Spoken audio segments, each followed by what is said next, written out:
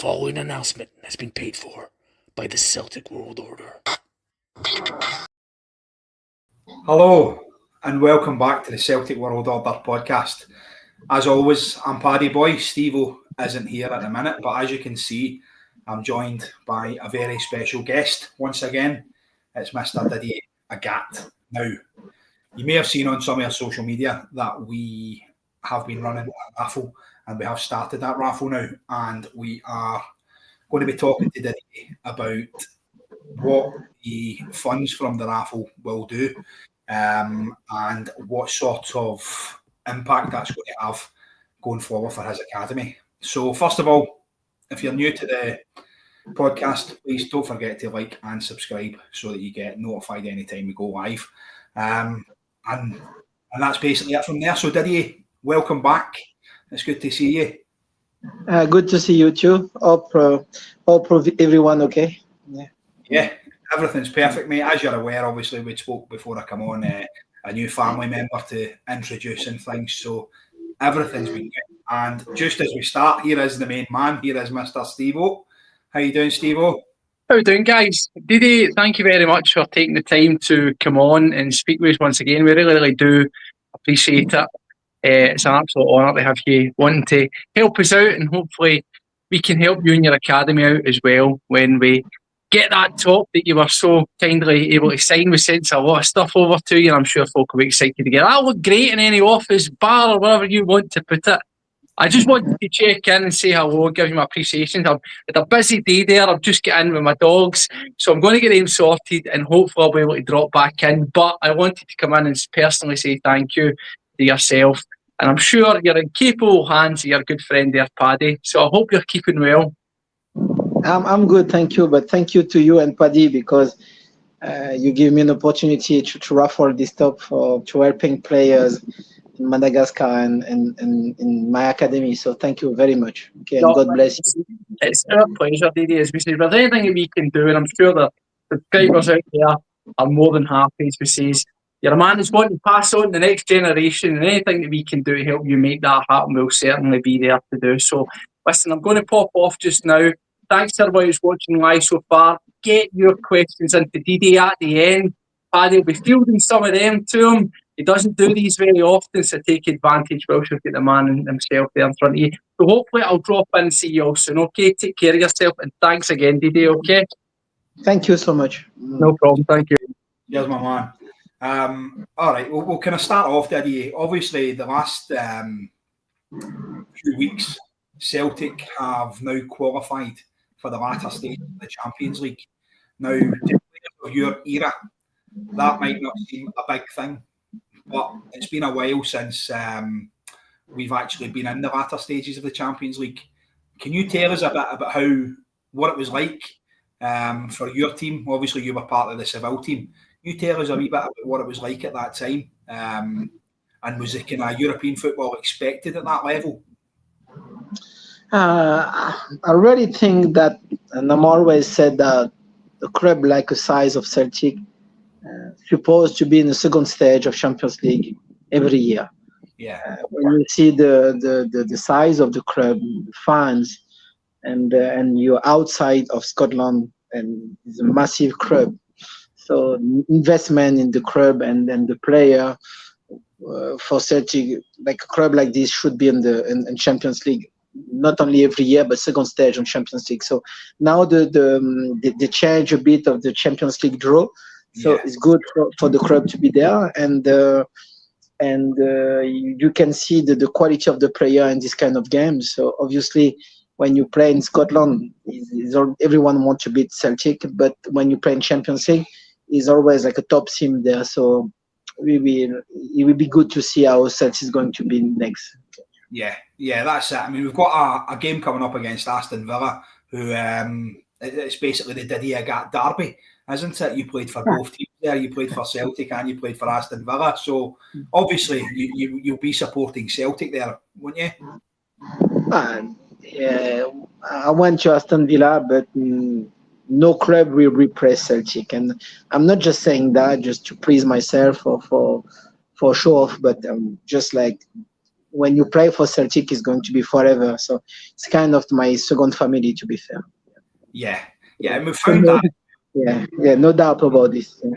Yeah, that's it. And players always talk about the Celtic family and stuff and how it's very hard to leave. And we're actually bringing back somebody else, a young guy called Jota, young Portuguese guy. I don't know if you remember much about him, but he's obviously been linked with coming back in. He's not been announced yet, but he has been announced. So, yeah, we're looking forward to that as well. And he did say that ever since leaving Celtic, he's missed and he's wanted to be back there and kind of experience that family feeling with the fans and stuff, which you spoke about on here many times.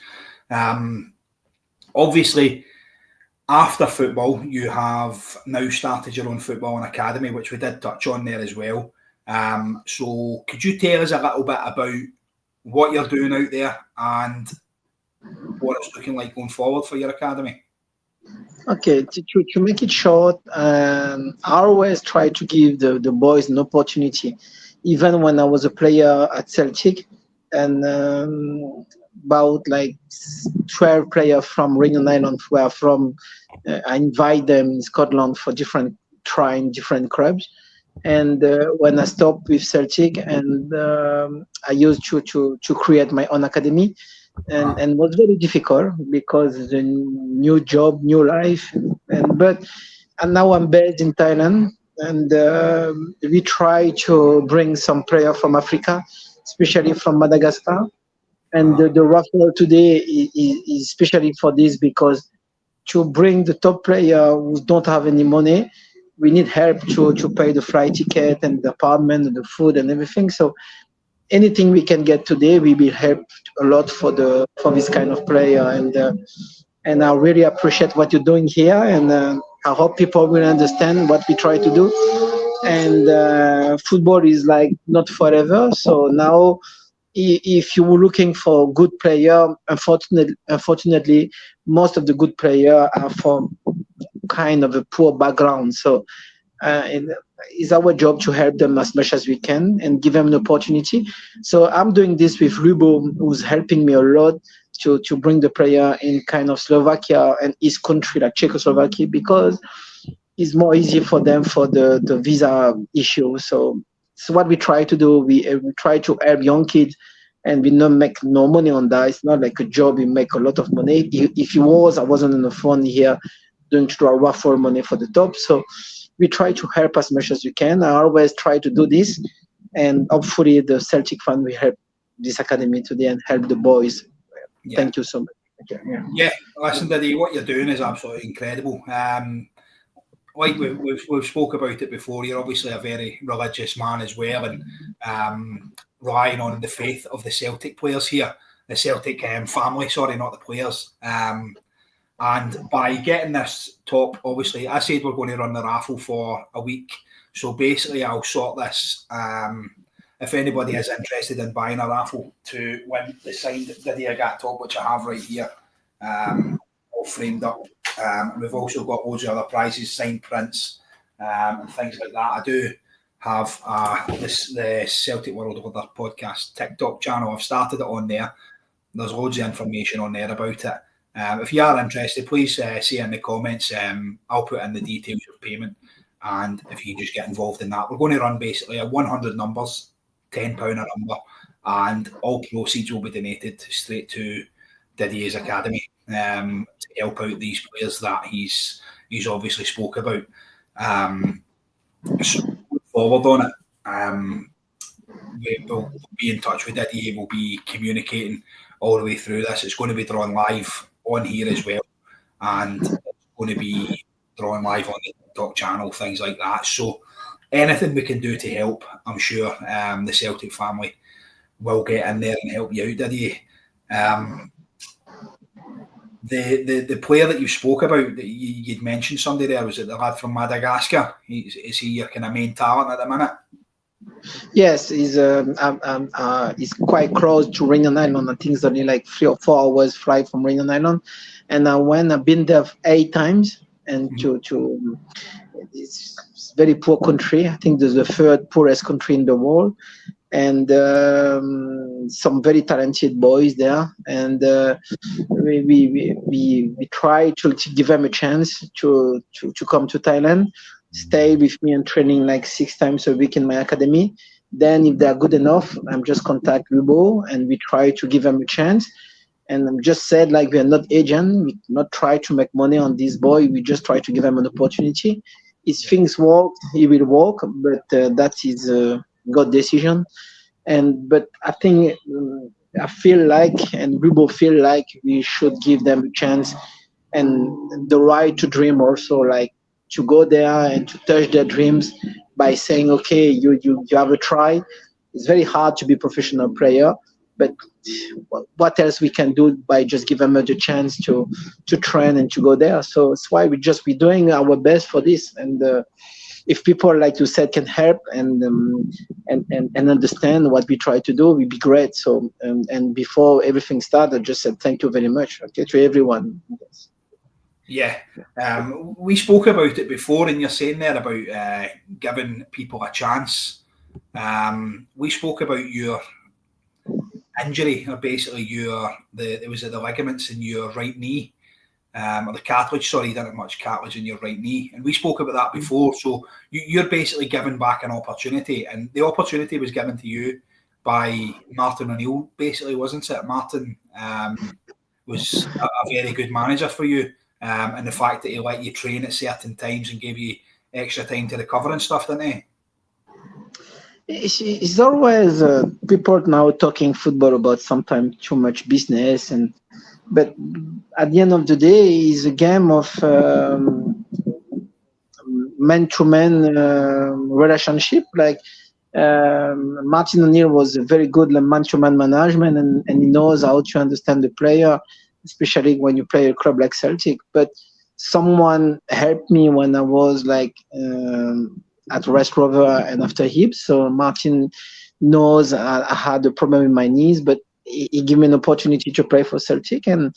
But so now I try to give him an opportunity to the boys in Madagascar or Africa or even Thai, an opportunity. It's not easy because when you try to do good, you're always going to be attacked. But that is life, okay? The only thing I know is I just need to try to do my best, because after when we pass away, we don't bring nothing with us. So, and my best memories is what I share with the people in Celtic. So, and I went to my top of my limit, like I said, like every player. We try our best to please people, and that is a job, okay? And this academy is the same now. We try to give an opportunity to everyone to achieve the dream. But if one day we're going to make money about this, okay, but now we're not making any money for the last 15 or 70 years. So we're losing a lot of money, but we are happy, and we are happy to help. And that is the most important thing. And I think in life now, everyone wants to get something in return. Sometimes love don't get nothing in return. You just like do what you need to do because it's the right thing to do. But yeah, and listen, I do understand that as well. People have approached myself and said about doing the podcast, and you must get monetary value things from that. You must be getting paid or whatever. We're actually doing this off our own backs, myself and Steve-O, and we pay to do this. People do make contributions to the channel by way of subscription. They pay something like $1.99 a month. Doesn't get them any extra content, but it helps with the running of this. And basically what I get from it, Didier, is talking to guys like yourself, guys who were heroes of mine. I've spoken to obviously guys like Frank McAvaney we've had on here, Rudy Vata. We've had loads of guys on here, even Murdo McLeod, who's an absolute footballing icon, who I'm sure you know as well.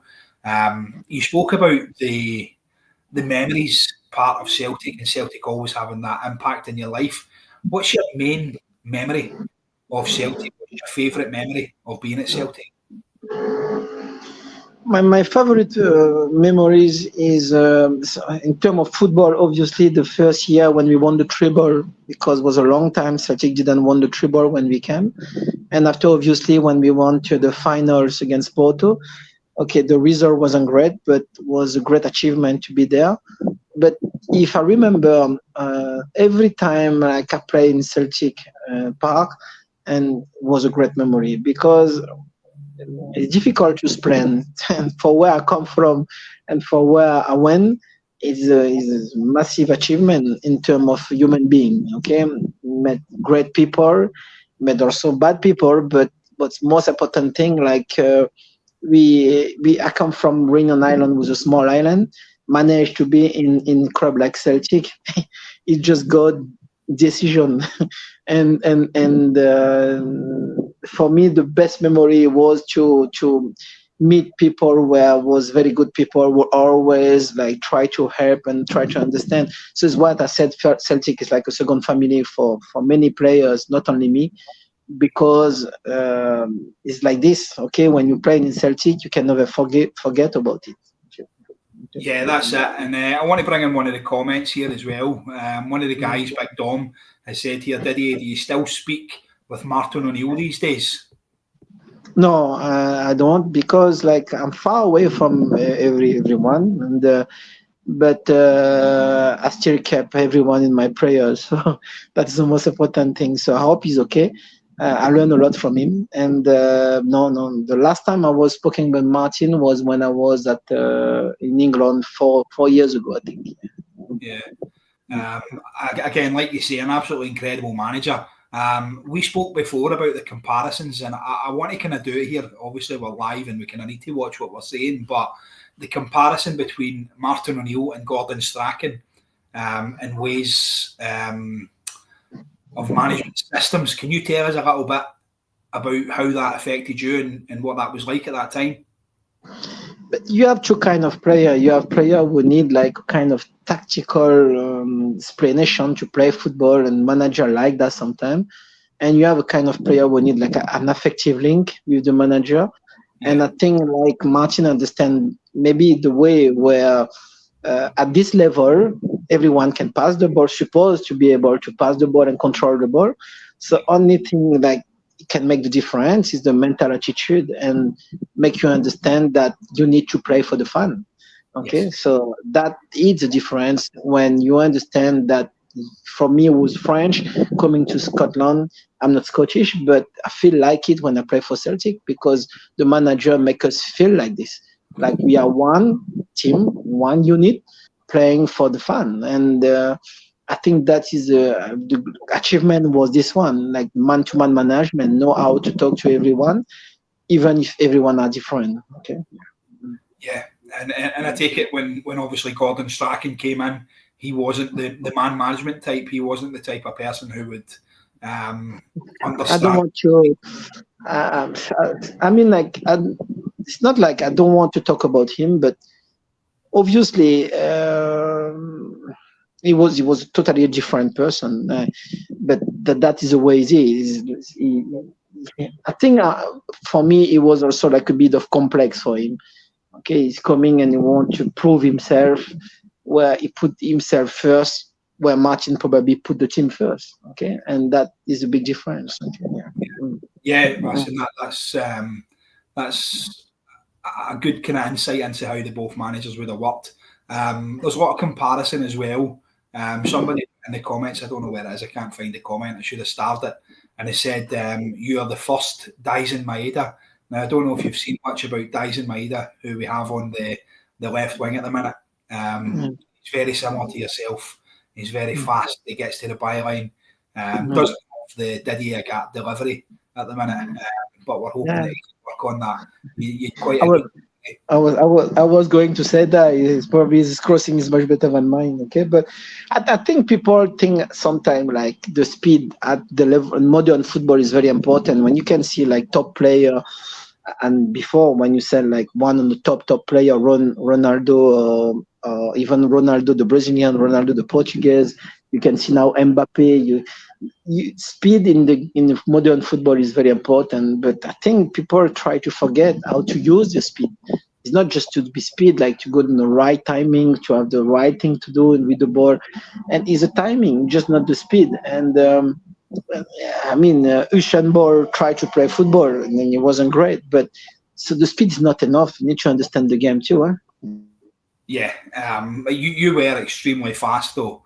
I don't know. I think we might have lost Didier there. I don't know what's happened to signal. But listen, guys, please put in the comments any questions that you want to ask Didier, and we'll get him to answer them. Give me a wee second, I'll get him removed off of there and see if we can get him back on. Obviously having some technical issues. He's come to us all the way from Thailand. So, listen, it's incredible to get to talk to these guys. If you do want to take part in the raffle that we're running as well, to send the funds out to his academy, please put in the chat, and I'll send the details and stuff. Again, what an honour it is to have guys like Didier come on here and talk with us. I don't know what is going on. He's back here, is he? Give me 2 seconds. No, he's actually disconnected. Hopefully get him back on and we can ask him all the questions. Snitch, I'll answer that question since Didier isn't here. He's currently in Thailand at the minute. He's currently working with the football academy. Like he said, he's got players from Africa and things like that coming across to his academy. He was from a small place called Réunion Island, and that was basically a French colony off the Africa, sorry. And basically now Didier is working in Thailand with players from around about this kind of area. He's trying to give them the opportunity that basically he made for himself. Because if you think back and you watch the programme that we done, the talk that we done with Didier, he had mentioned that he was at Montpellier, and he was basically on the books there for a while. He wasn't getting the opportunity, and he made the change. He kind of basically stuck a pin in a map, and up came Scotland. Well, we went to England first, and he went for a trial at Stoke, and it didn't go well. Obviously failed the medical because of no cartilage in his right knee. So when he failed that, he then went to Raith Rovers, of all places, and he was asked if he was a striker. And he basically said it was all or nothing. I basically had to say yes because I wanted to play football. And he said yes at that time. Didn't really do much of a medical there. He went and he played his game and he went forward with it from there. Played a few games at Raith Rovers, done really well as a striker actually, and then went to Hibs. And he was playing for Hibs. He watched the goal he scored against Dundee. It was an absolute belter. And Mark Neill, I believe, was there. He was watching, I think it was Rab Douglas at Dundee, and obviously spotted Didier Agathe. And when Mark Neill brought him in, he says, listen, you're not going to be a striker. What you're going to be for us is a wing-back. So Martin gave him the opportunity to play as a wing-back at Celtic. And then that's the Didier Agathe that we finally got to see. I'm going to quickly give him a wee message just to see if he's actually okay, if he's, what's going on. Give me 2 seconds. Sorry about this. But obviously his time at Celtic, if there's any questions that any of you have got, please put them in the chat and I will ask him as well. Big Dom saying there, what an absolute honour to listen to Didier, mate, it is. And that's what I always say about doing this podcast. It's crazy for me getting a chance to actually talk to these guys on a regular basis and meet up with them and stuff like that. It's a bit surreal. Went for a coffee with Rudy Vata and things like that. It's just so strange, so surreal. I'm sitting in a place having a coffee with a guy that wore this jersey. He was an absolute icon of mine. And it's absolutely crazy. We've got Steve-O back in here. Give me 2 seconds. I'll get Steve-O on and he can help me out. Didier's obviously having some technical issues. Steve-O, yep. So I want you... No, that's the thing. In with the save. Like, I'm not quite Didier Agathe. I'm not quite as an exciting person to sit here and talk to. But yes, I was listening along. As I says, I'm going to give him a wee foot, mate. Give me 2 seconds. That's fine. You can dive in. You dive off and I'll speak to him. Yeah, so hopefully so far what Didier's had to say has been of interest to you. Big man's on the ball there. As I says, this is the nature of doing these things live. You know, obviously when I went out, normally we pre-record it and I says to Paddy, Paddy, are you sure you want to do this live? Can the big man get this sorted out? He's like, no, he wants to do it live. He was out at a restaurant. He wants to come in. He wants to make it happen and come on and speak to folk. So hopefully we can get him back. But as I says, I'll wait for that one. But what was today's actual schedule? This one was pinged upon me actually quite late. I got a message from Paddy saying, Didier wants to come on and speak to folk. And I got that call about 2 o'clock and to patch something together. This was actually going to be today's scheduled viewing. It was going to be this, a spanner in the works. Well, past injuries, scupper Kyogo's transfer, because we've all seen that happen there. And whilst we're on that subject now, why not just talk quite clearly about that? It'll give us something else to talk to, rather than me telling you about Didier Agathe's history. So, as we say, Kyogo, is an injury going to scupper this move? Because we've seen this, Paddy, with the words from the manager saying that they 1 in, 1 out, same direction, opposites with Jota coming in. Again, word of that is sort of filtered through early this morning that is pretty much done and dusted, which is actually not the worst thing, is it? If the Kyogo thing's not going to happen, but the word is that that's going to be a 4.5 year deal for him. You've also probably seen it as well. There's a certain Malik Norotsky that wears that number 17 number now, with the word being that the new number that you'll have to get used to with Jota wearing is supposedly going to be the number 23, which is, of course, a very synonymous number in football. I think Beckham picked that one up, and it was all off the back of certain Michael Jordan that wore that. So obviously there might be some sort of love and affiliation there. But yeah, if Kyogo doesn't make it, Paddy, if the injury ends this move, at least in the way of Ren, well, we could end up with Jota and Kyogo, and that probably wouldn't be the worst, would it?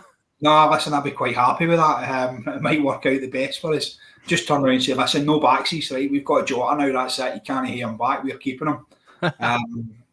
Listen, all going well with Kyogo. I hope he gets the move that he's wanted, because he has wanted away, and he's made that clear to the manager. But I'm delighted with Jota coming back in there. You spoke about the squad numbers. Now, Norotsky isn't, for me, a starter in there. I know he's got the squad numbers and things like that, but for me, a player coming back, he should be allowed to have his number back. He should be allowed to have his number 17. Or we kick Luis Palma out the door, we get rid of him and we give Jota the number 7. 23 for me doesn't, I don't know, he's not a 23. Oh, it's quite apt. The start of the show was a Celtic number 17, the way Didier Agathe, of course, and here we are talking about one who would be incoming. But no, it's quite strange. I actually find this one, I wouldn't say not surprising. Some people are saying it's complete and utter rumour mill. Some people are saying that it's basically quite literally, as that tagline said that I showed, it's people trying to throw a spanner in the works. It's mischief in the media. But yeah, if I'm being honest with you, I had slight concerns around the potential of a medical issue. It might just be a case of looking at it and saying, yeah, he's been playing regular with us. He hasn't been injured in quite a while, actually, albeit he's had a recurring shoulder problem, a couple of dislocations and things like that. Apart from that, he's largely had a pretty clean bill of health. But it could also just be the case that you've been very, very fortunate during that time with Celtic, where he's been on something of a run where he's been fortunate not to take an injury, and we've not had to worry about it. And it's not until you go over to somewhere and you get put through your paces in a medical at length, where they are literally scrutinising everything, because there's a £10 million layout, as we say, for a guy who is 30 years of age. Now, that's not old, that's not over the hill, but in terms of football, it's still potentially a big chunk of change for a team who don't want to get somebody in the door, and then they do get hit with that injury. That run of luck dries up, and before they know it, their investment's in tatters, because they've brought this guy in, or hoping to bring in Kyogo, to fight relegation, to score goals, to keep them up. Exactly, and listen, we're talking to a guy just before there that's failed many medicals because of the cartilage in his knee. And it's a crazy thing. You think about guys that failed medicals before. John Harrison failed his medical across the other side of the city, the Baddies. And then that worked all right. It worked all right for us, didn't it? I'm sure they're still raging about how that kind of panned out. But, I mean, people fail these medicals all the time. I've never had one. Obviously, I've never had a scrutinous football and medical. I get medicals from my work and things like that, but I don't think it's going to be anywhere close to the standard that these guys will be getting put through. Kyogo for us has been an absolute stalwart. He's been one of the guys in there that's been outstanding. He's been, like you said, fit. He's been playing most games for Celtic. So for him to go out there and fail, it's a bit of a shock. It is all rumour at the minute, I take it, isn't it? It's not actually been confirmed. Well, it's all sort of whispers at the moment. There's nothing official come through. But what I would also say is very interesting to remember is the Rennes manager was spoken to, and he says that he expected him to push this deal through with a view of having Kyogo available to be on the bench for a game that was yesterday. So there you go. So, it's one of those things. What is holding it up? People are out there and they're saying that it's a mutual agreement between two teams where they want to essentially announce the respective deals on the same day. Yeah. Maybe, perhaps. Who knows that? But it's hard to tell. As I say, did he keep, folk are asking, did he fail his medical? Well, we're just talking about that. It's literally, as I say, it's just it's rumour, it's innuendo, so whatever you want to call it. It's out there. Usually, if enough of these things, we've not heard anything, or at least certainly I've not heard anything from a source based in France to sort of really put some proper credence on it and really solidify where that's been the case. It's been sort of social media whispers, and it's sort of gained a wee bit of sort of traction.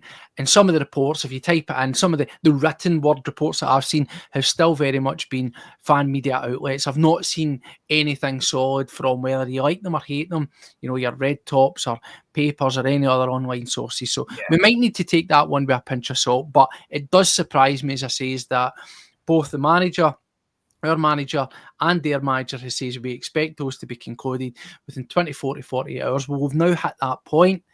And as we says, he was wanting them, expecting and hoping for Kyogo to be on the bench for them this weekend, and that's not materialised. So there could well be something in it, Paddy. People are saying, though, in the event that it didn't work out and the medical wasn't to happen, now, of course, if the rumours, again, that have come out this afternoon are true, that Celtic have secured Jota on a 4.5 million deal, then, that's it. Neither here nor there what happens with Kyogo, because it's not like we needed that money. It's not like we needed that money to buy Jota. 4.5 million or 4.5 years. Sorry, I keep talking. I keep getting in my head. I'm always thinking it's 4.5 year deal. Sorry. Yeah, I've seen that. Yeah. Just under £8 million. That's what they're talking. So it's not as if we need that money from Kyogo going one way to finance an £8 million signing. We just simply don't. It would be a nicety. It would take the edge off it, and obviously it makes it cheaper, by the balance of things. But it's still not something we need. But as people are saying here, do you think if that weren't to go through, that he would be able to find alternative suitors quite quickly, or do you think he'd end up at ourselves? And if he were to, do you think he would be unhappy or a wee bit disillusioned through just sheer disappointment to think he would be going? I don't think he would struggle for suitors. Let's be honest, he's been outstanding for us.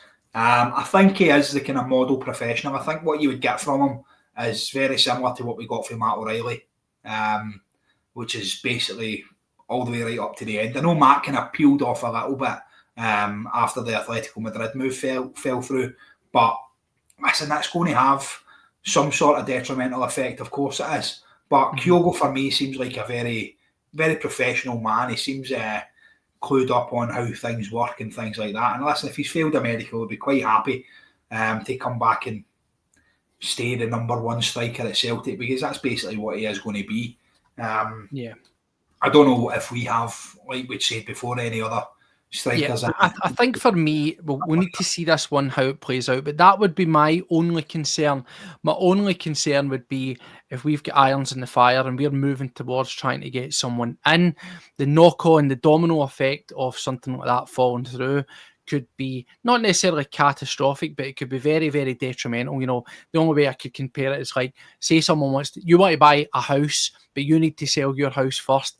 How many times have you seen that? You've had friends, you've had family, whatever, where they've maybe had a sale fell through on one house. It means they can't get it, kicks it down the line. You need to scramble and look for alternative options and stuff.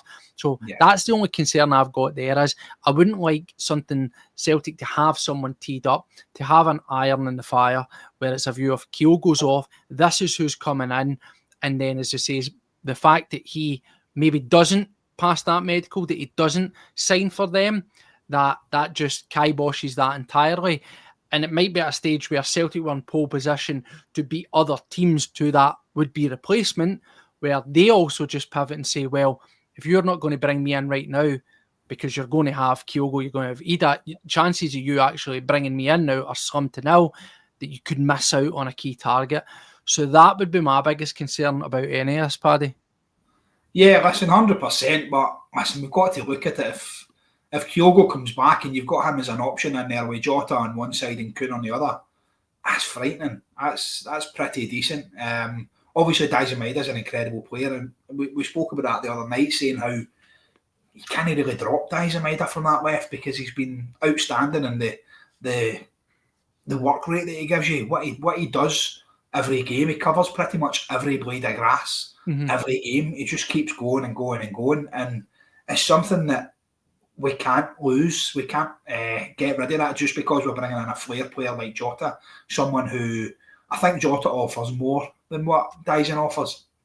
Obviously, he doesn't have the pace, but he does have the skill, the ability to obviously go past players, to come inside, to have a shot. I think the goal return that you get from him is a lot better.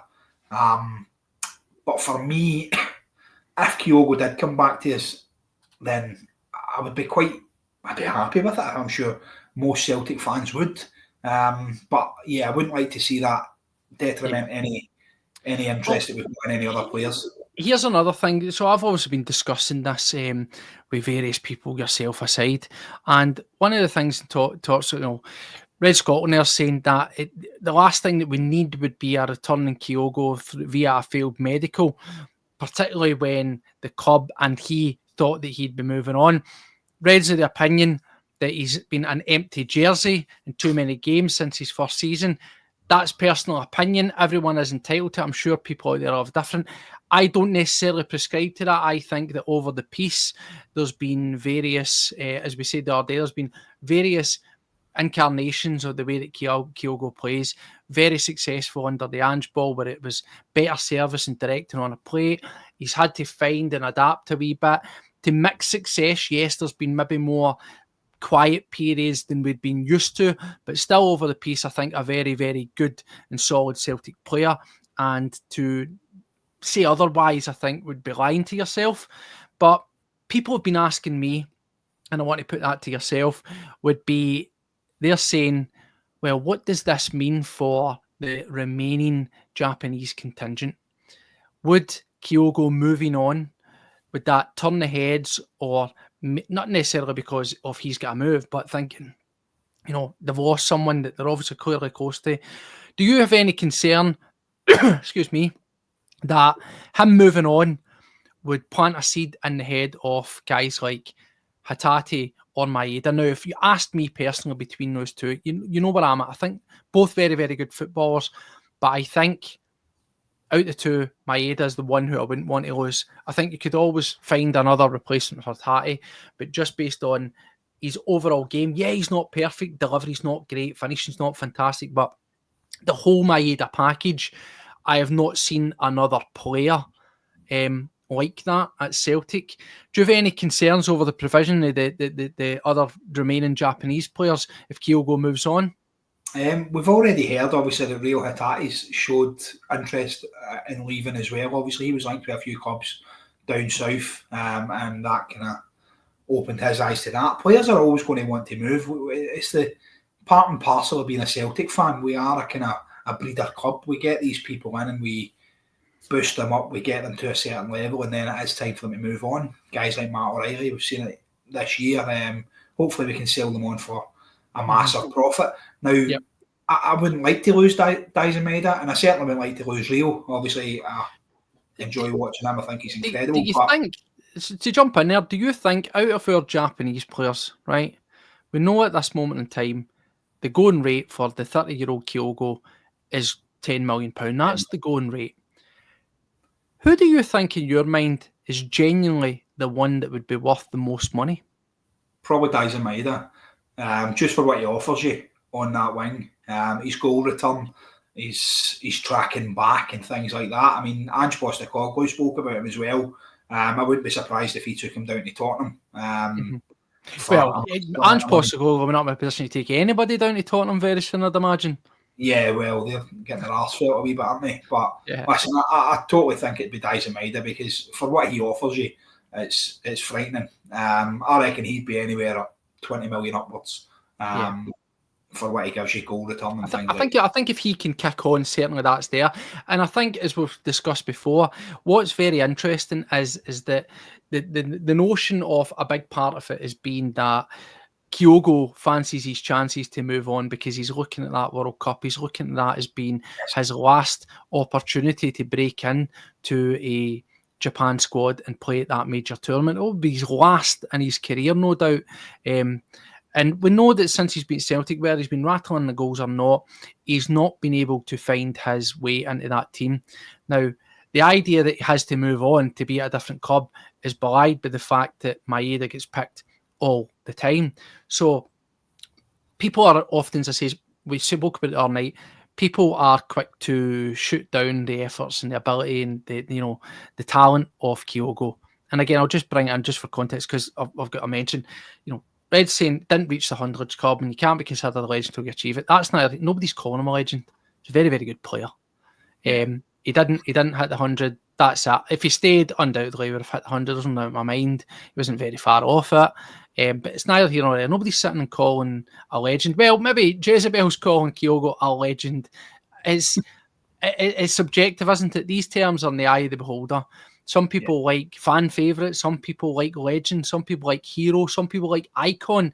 It depends what way you want to spin on it. And as we say, the fact of the matter is that no matter who you are, generationally, there'll be people that are idolised, that are held up in such high regard, and then other people will fire them down. Let's look, and I'll just chuck it out there. I don't want to go down that rabbit hole. James Forrest, for example, look at the guy's returns, look at what he done there, and it was completely. Oh, we have Didier Agathe coming back in. How good is that? The man is back. Let me bring him in right about now. Didier, you're back. There we go. Slow motion, but I'm back. But I don't know. I think I have a problem with the battery of my phone, and if it's happened again, I don't know. But I'm so sorry. Okay. Listen, no problem at all. I came in and made the save. We were talking a wee bit about nonsense, a wee bit about current affairs, because we actually was quite funny. We said we're talking about our would-be number 17. A Jota is coming back. We were a number 17 at Celtic, and of course, we've got a returning player, Jota, coming in, but his number that was your previous number is taken by a defender. So that threw us down a wee rabbit hole of chit-chat there. But it's glad to have you back, mate. It's good to have you back, and I'm sure we'll pick up from where we left off. Paddy, take the reins, my friend. Yeah, I was just kind of covering some of the ground, did he? Someone had obviously asked where you were now, what you were doing now. I think it was Snitch had said, where are you living? I believe you're living in Thailand, and that's where you're running the academy from, isn't it? Yes. I'm in Bangkok in Thailand, and I've been in Thailand for the last 3 years. I came here to work inside in school, and now I just create my own academy in Bangkok. Yeah. You working in a school? Were you like a PE teacher or working alongside kids? No, they asked me to rebuild the academy after COVID, so I came here, and we had about 12 players when I came to Thailand, and after 1 year and a half, we have like about 100 players coming back. Just was amazing, but after this, I feel like I need to do more, so I just create my own academy. Yeah, excellent. It's good that you are looking to obviously pass on the skills and that you've had from your times of professional football and help bring on a new generation. It must be quite rewarding to be on the other side of football, in coaching. Have you ever considered dipping your toe into management though? Is that something you would think about? I will love, but I think first you need to not just to understand.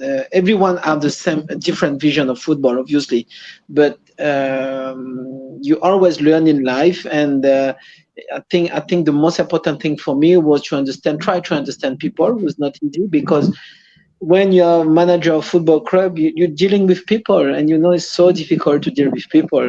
People change every day. So I wanted to have like an experience in life in England and Thailand, to meet many people, different culture, different country. And yes, I think it's something I really love, like to get back or to try to be in management, to be a manager. But even you play for Celtic, or now it's so difficult to have an opportunity. So if I have one, yes, I will take it. Yeah. So see, from a coaching element, when you've got your academy and you're obviously trying to give these young players the best start in their footballing career, trying to show them the way to do things properly, whether that's in terms of their fitness, their nutrition, looking after themselves, having self-discipline. You've been under a couple of different managers, you'll have experienced different approaches and different styles. What is it that you try to do? How do you approach coaching because on top of learning the technicality and the actual game itself, it needs to be fun, and you need to get youngsters invested and wanting to come back. What sort of style what do you try to impart on them? How do you approach teaching, if you will, to the younger generation? It's like you just said, it is a new generation with totally generation change and totally different. The young boys want everything now without doing any sacrifice. They think life is quite look like easy for them because through internet they have every answer. They go to one question and they can have answer by themselves. So they don't need really like to looking for something. They don't need to fight.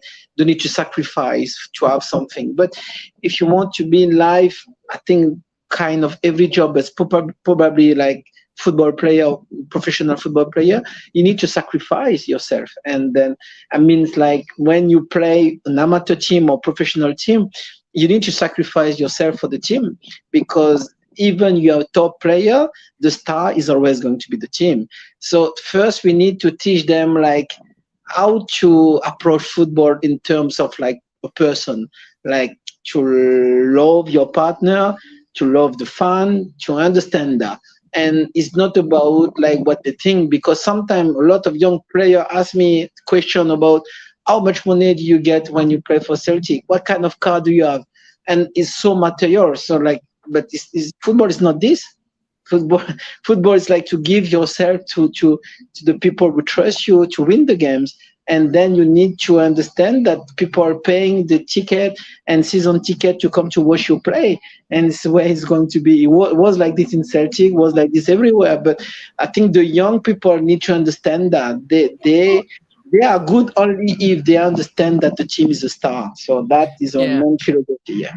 Is it fair to say that obviously we sit here as fans and we can only imagine what it's like to play for Celtic, for the club that we love, or any professional team. I think when usually when you're a youngster and you're kicking the ball about, you kind of aspire in your head. It's the starry-eyed dream to be a professional footballer. But there's a saying like, you're almost like public property, aren't you, when you're a footballer? As you say, because the fans invest so much with their money and their passion, and there's a level of expectancy. Do you feel that there's an importance to be a role model and to make the time for those people? Because we see the modern footballers, you see, and they walk through and they've got the headset on, they've got their headphones on and the head down and this, their soap bag, and some of them will just walk past those youngsters that want to sit there. How important is it to spend that time, to have that human touch with a connection with the fans, to show appreciation? Because you're a very humble man, and that's something you always say about when you talk about the fans. It's about giving back and enjoying the ride. Yeah, you'll get the money that comes with it and the accolades and the fame, but is it for you about showing that appreciation, having the human touch with the fan? But in life, when you start to have money and you start to feel like you're different, it's so easy to lose contact with the human being. Like, and I think education, to know where you come from, is a good base. Is a part of your education from your mom and dad. So like to know where you come from, who are you, and what you want to do. But when you are playing football, you're talking about this new generation with earphone and new haircut and things like this, earrings.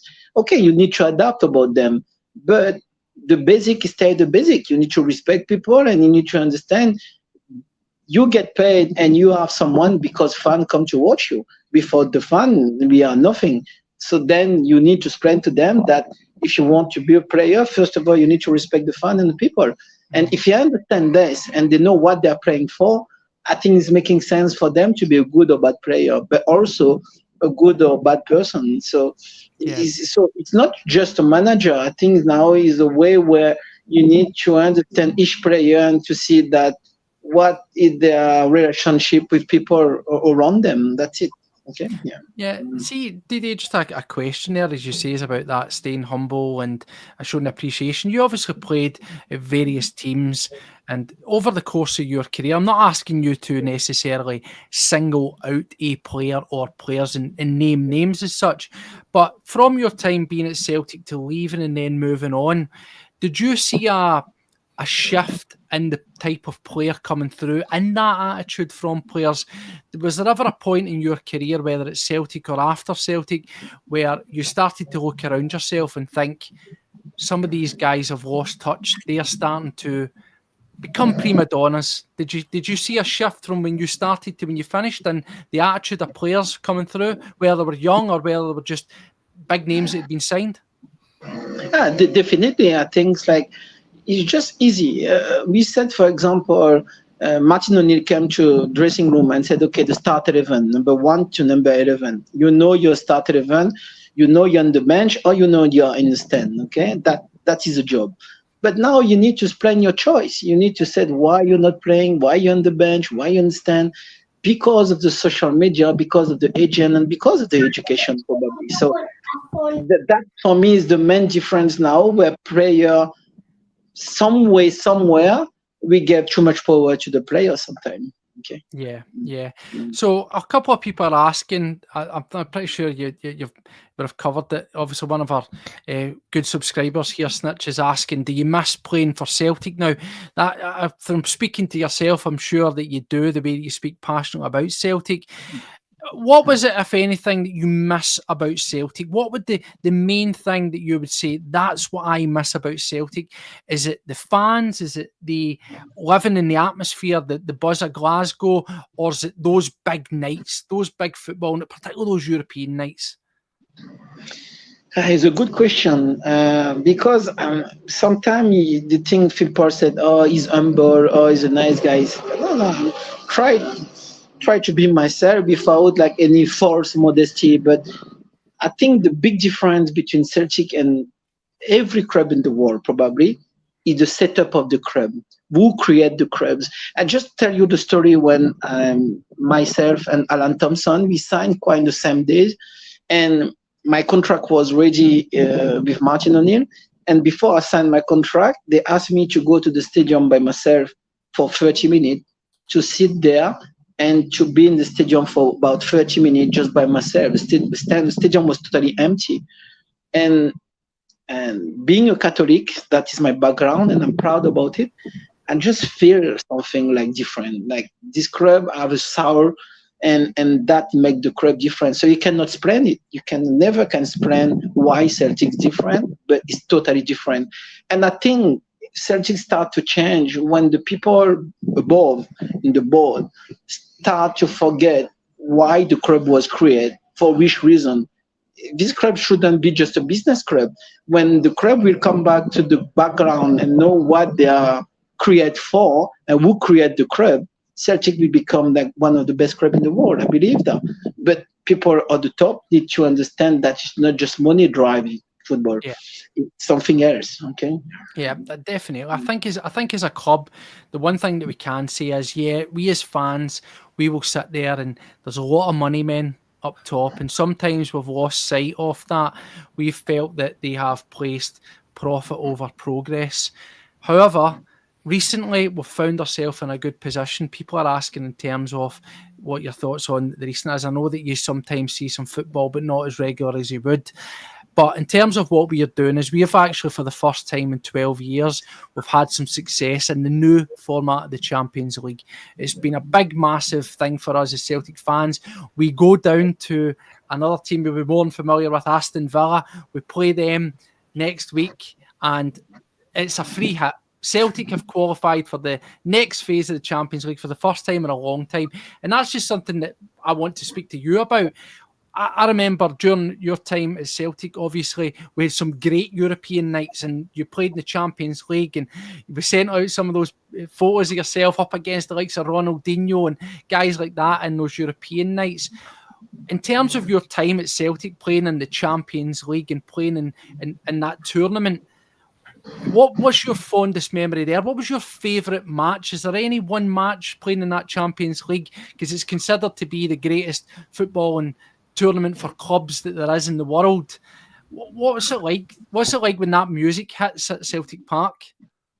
It's unbelievable. But before answer you this question, let just me say just one thing, please. I just Certainly. Sometimes we are in the world now where everything we said, you need to be careful because social media and now. But we remember one thing: when we talk about Celtic Football Club, we said Celtic is a Catholic club. Yep. Celtic is a Catholic club. So that means like when I play for Celtic, how many clubs do you have like priests in the stadium, none, or spending Christmas with priests?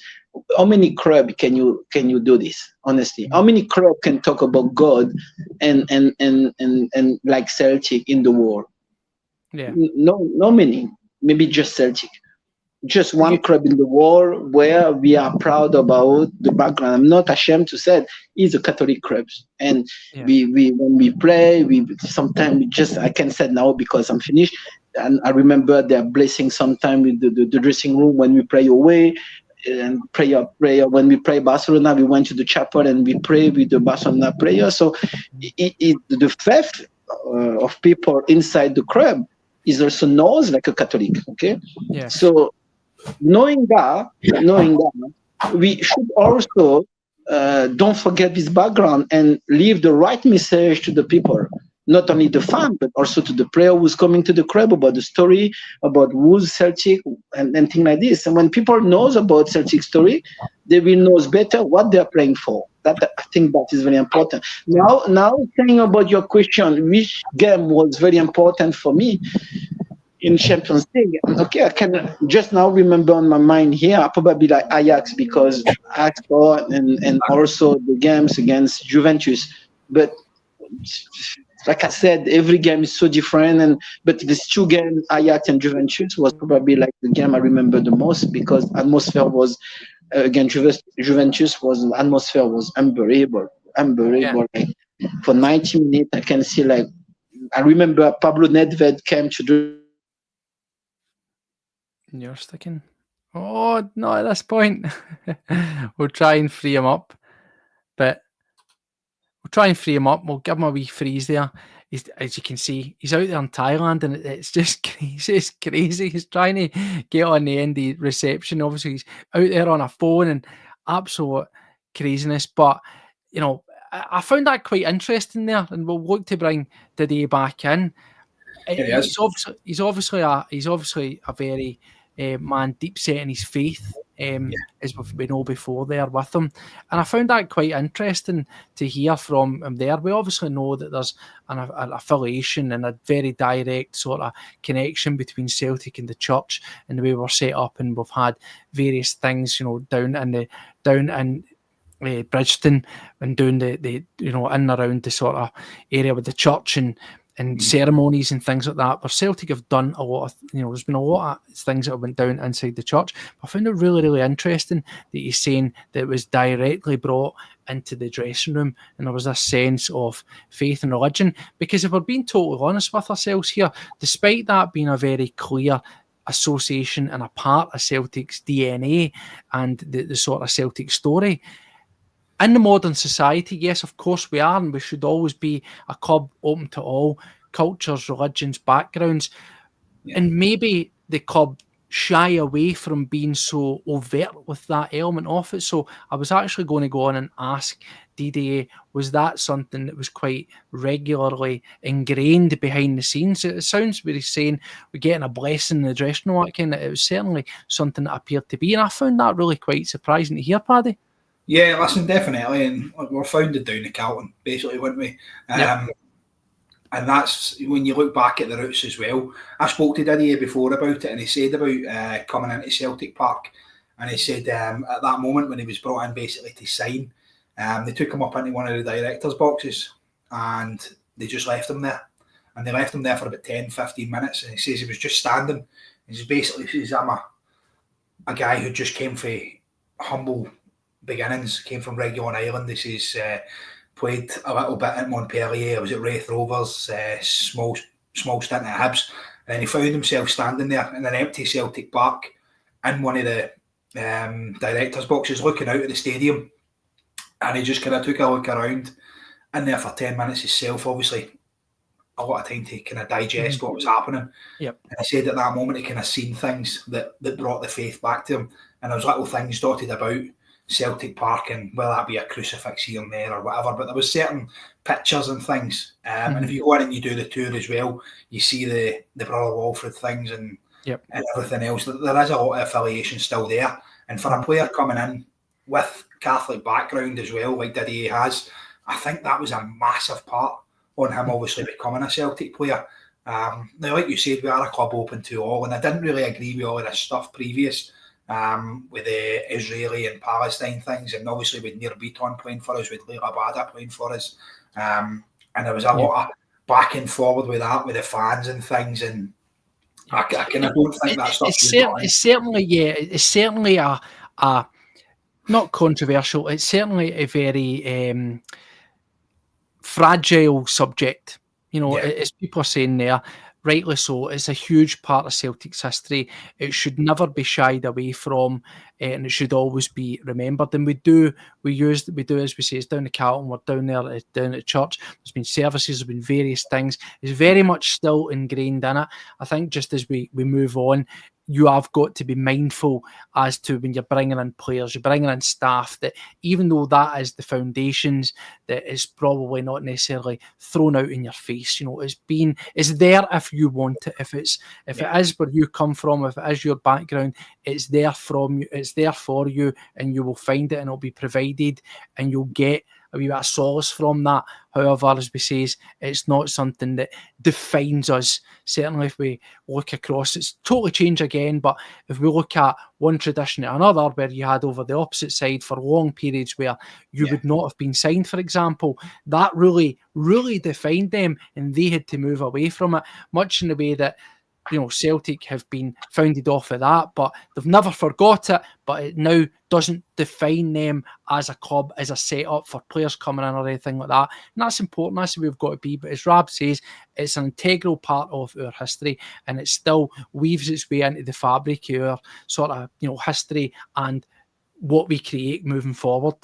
Yeah, but I mean, we're not actually in your face with it as well. If you've done the new camp tour, and Didier spoke about it there, they've actually got a chapel before you head out into the tunnel for the players and stuff to go basically to a mass before they go out to play a game. And that to me, I'm a devout Catholic as well, and I don't think that should be forced on the players, essentially. I don't think you should have that. You should have your own freedom, your own religion, your own beliefs and stuff. And I think it does. But it is nice to hear those stories. It is nice to hear those stories and those reflections from Didier. There's a person coming in that he felt that he could be his true, authentic self, and it's to be, just to be norm and to be accepted. And that's essentially what we like to hear. It's always good to hear that, as I say. And the club, we're a modern club. We're open to all backgrounds, religions, race, everything. And as we say, the club do a very good job at doing that. They also do a very good job at looking after their player. And as we well know, don't want to touch on that subject, but as you mentioned, with the likes of the sort of conflicts and things between whether there's opinions for one, the likes of Bada and things like that, the one thing that we can say is he was looked after very well internally and by the manager. And the manager spoke as such to that. And I just think that speaks volumes to the type of club that we are today, and how we really do look after our own, no matter what walk of life they come from. Yeah, exactly, and that's it. But I don't think we're going to be getting Didier back. No. So I was about to say that we went just over an hour. Hopefully you've really enjoyed what it done. Says we'll get the shirt thing that's already rolling. Sure, what we'll do is by way of making up, because we wanted to field a lot more questions, we'll get Paddy. Paddy, he's the contact point here. So what we'll do is we'll try and tee up even a half hour, just a straight up question and answer, and we'll do it as a pre-record. That's the thing. He says we bring him on. I says to you at the start, didn't I, Paddy? And I mentioned that as like I got the message about 2:00. Didier wants to come on, he wants to talk. I was like, right, okay, that's cool. He says he wants to do it live. And I was like, are you sure he wants to do it live? Because the technical gremlins, anything can happen when you go live, and that's the you roll the dice when you go live, whether it's us or anything like that. And that's the thing, is we says what we'll do is I'm sure that we can tee up a proper just putting questions to him. So I'll get Paddy to do that. We will put out a wee notification on that, and then if we're going to like. You've seen, the type of guy that he is, humble guy. And the last time round, actually, that we had him on, that was actually take 2, because the first time, guess what? Technical gremlins, he dropped out and says to Paddy, I want to make that up. So I would be fairly confident that Paddy will say, listen, can I half an hour of your time? Because we were just going to field nothing but questions from our subscribers to you. We'll get a wee barrel load, we'll do a pre-record, and we'll put your questions to him. So we'll make good on that. But hopefully what you have heard for Didier and the 2 spells that he's come on here, you have enjoyed. And again, thanks to Paddy for sorting that out. No, listen, that's it, mate. And like you said before, he is an incredibly humble man. He's been sending me messages and stuff, obviously, about the birth of my daughter and things like that, saying congratulations and everything. It's just really, really nice. Lovely guy, and listen, we'll get that sorted. We'll get the questions put in there, and the best question that gets asked, I'll stick one of them in. We'll give a wee prize away for the best question, and we'll go for that. Somebody can get a nice signed picture of Didier and Ronaldinho. And as we say, is not on there. Not featuring bracket asterisk. Yeah. Ronaldinho not included, but well, maybe no, we'll go mental. We'll stick it in a nice wee frame and all for you, right? Let's go mental. But as we say, keep your eye on it. Paddy's already started firing it up. You've heard for Didier, you know where that money's going. We're going to be doing the raffle off of the shirt behind him, the Didier Agathe signed shirt. It's a 2003. It's an original shirt. It's not one of these DHgate specials. It's all been made up to the exacting specifics of the European. It's got this square, the felt numbers, the felt lettering on it. It's got the Champions League patch on it. It's signed. You can see the signature on the front. But if you open the whole thing out, it says best wishes Didier Agathe, and he's written his name in script as well. We will provide a video showing him sign that in person. First prize will get that along with one 8x10. Second prize will get a Celtic World Order like that. Pat's Paddy's shirt there. That's what it says at the bottom. We will have second prize, a Celtic World Order, our new green, white and gold logo design with an 8x10. Then third, fourth and fifth, a signed 8x10 by Didier Agathe. And of course, as we say, with the question and answer.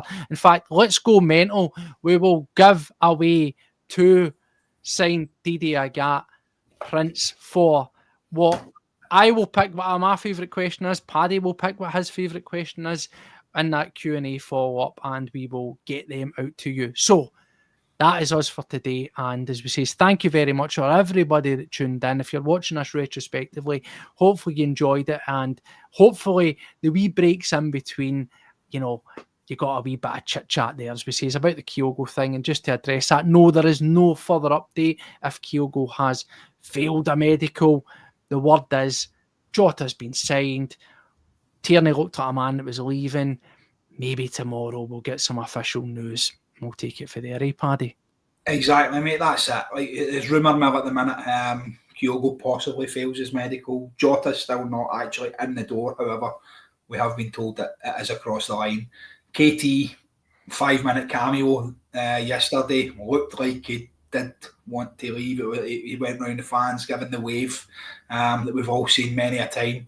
So yeah, listen, within the next few days, as soon as anything breaks, myself and you, Steve, will be here to come straight in and get the news out there. Absolutely. Well, anyway, we are done for today, as we says. Thanks for joining in. Hopefully, between the two bits with the break in between, you enjoyed listening to DD, as we says. We'll get Paddy to follow up. We'll create a post. We'll get nothing but questions, and we'll run a wee half hour just firing those questions to him, so that anything you maybe wanted to ask, we can cover it as I make good, as he says. So anyway, thanks for joining in. As always, the Celtic World Order. Before you go, cost you nothing, hit that subscribe button. We will be turning 1 year old at the end of March, and so far we've managed to get just over 1,500 subscribers, and we're greatly appreciative for that. But there's a lot of yous that are watching that have still not done it. It takes you 1, 2, 3 seconds max to hit that wee subscribe button, and it costs you nothing, and it helps us out. So anyway, take care of yourselves, and until next time, hail, hail. We'll see you later. Bye-bye now.